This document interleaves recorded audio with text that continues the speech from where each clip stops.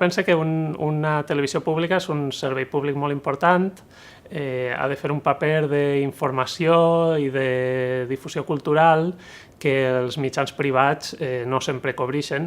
Una televisió pública no té per què estar lligada a l'audiència, no és el seu objectiu principal i això li permet d'alguna manera donar una cobertura informativa i cultural diferent, cosa que no vol dir que hagi d'oblidar l'audiència, perquè simplement si es fa una programació bona l'audiència es veu arrastrada per això.